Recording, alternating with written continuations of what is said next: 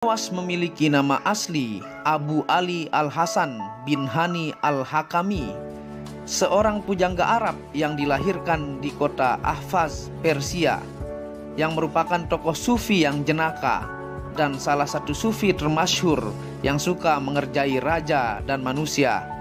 Ternyata ada kisah sang sufi Abu Nawas yang juga mengerjai malaikat penanya dalam kubur.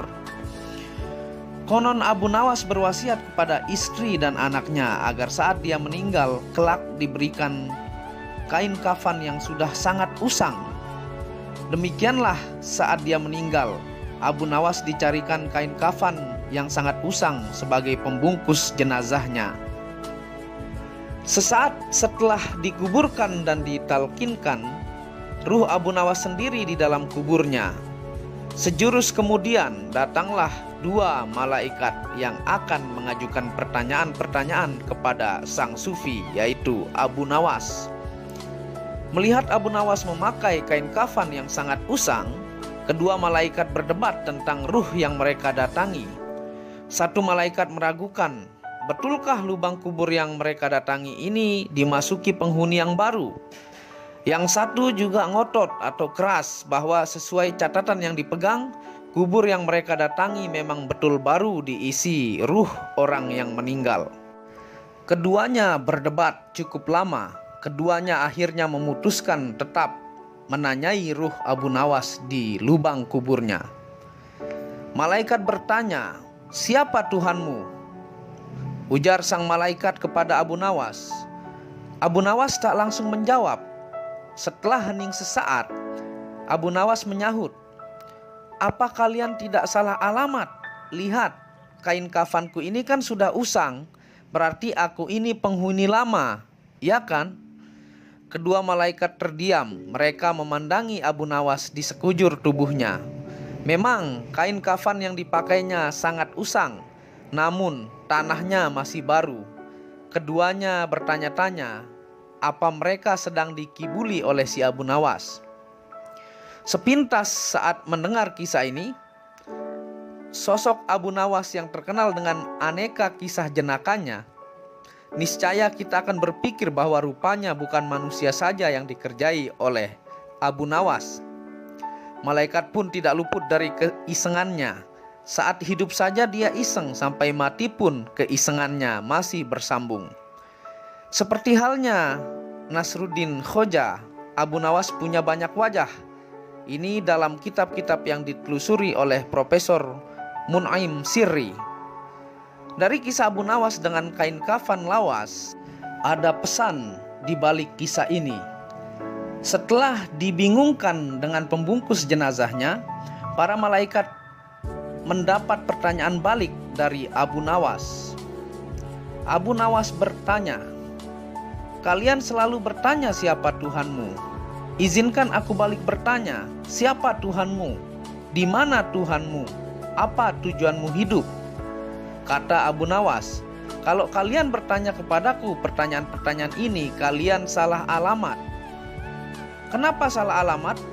Orang yang bertanya siapa Tuhanmu berarti meragukan keberadaannya, bahkan meragukan dirinya sendiri.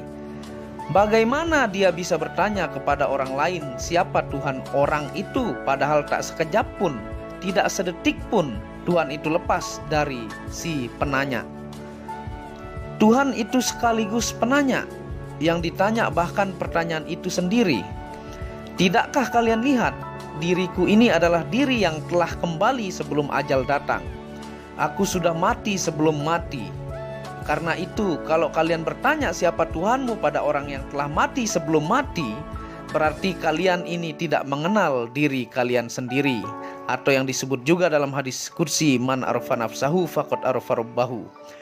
Aku telah ribuan kali bertanya pada diriku sendiri, siapa Tuhanku? Di mana Tuhanku? Kehidupan kuhabiskan menjawab dan menghayati pertanyaan-pertanyaan ini. Aku telah mendapatkan jawabannya. Jawabannya justru berbalik kepada si penanya itu sendiri. Jangan-jangan kamu mempertuhankan dirimu sendiri? Bila iya, apa bedanya kamu dengan Fir'aun? Kamu merupakan Fir'aun tanpa singgasana, tapi klaimmu sama saja. Kamu mempertuhankan hawa nafsu sendiri, karena itu kuhabiskan waktuku melawan hawa nafsuku. Kalian para malaikat mana tahu apa itu hawa nafsu? Kami manusia selalu diombang-ambingkan hawa nafsu. Dalam kehidupanku, aku pernah melakukan dosa. Ini digiring oleh hawa nafsu. Lantas aku bertaubat, air mataku bercucuran memohon ampun. Sesudahnya aku menjadi ahli ibadah, ini pun masih dirasuki oleh hawa nafsu. Hawa nafsu apa? Merasa sebagai paling ahli ibadah sejagat raya. Nah, apa bedanya dengan kesombongan iblis? Sama kan? Hawa nafsu sangatlah halus. Berbuat dosa bagian dari hawa nafsu. Beribadah pun bila timbul kebanggaan juga diperosokkan oleh hawa nafsu. Kalian rupanya kurang mengamati kenyataan ini. Sebentar. Kenapa kami yang malah kau ceramahi, wahai Abu Nawas? Sergah seorang malaikat. Abu Nawas berkata, mulutku bergerak sendiri. Aku hanya menjadi penyampai pesan. Pesan ini keluar dari apa yang sudah dihayati oleh jasadku dan mengisi seluruh relung ruhku. Tidak penting apa yang terjadi kemudian pada Abu Nawas. Yang terpenting adalah pesannya dengan kain kafan usang, bahwa kain kafan usang tak lain adalah simbolisme kematian yang dilakoni sebelum ajal tiba. Inilah pesan utama dari hikmah yang diyakini sebagai hadis oleh kaum sufi. Matilah engkau sebelum mati. Dalam kisah Abu Nawas ini, kita selalu diingatkan untuk menjadi mati sebelum mati, yaitu meleburkan hawa nafsu, meleburkan ego diri dan kehendak diri, sehingga Allah akan memanifestasikan sifat kemuliaannya kepada manusia.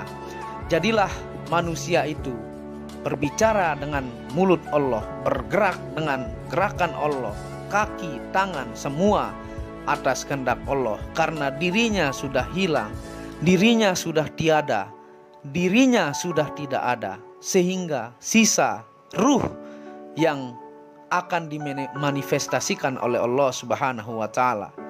Maka ketika hawa nafsu kehendak diri lebur, jadilah menjadi istilah mati sebelum mati, atau kesaksianmu akan Allah atau syahadatmu akan sah apabila hawa nafsu kehendak diri dan ego diri lebur.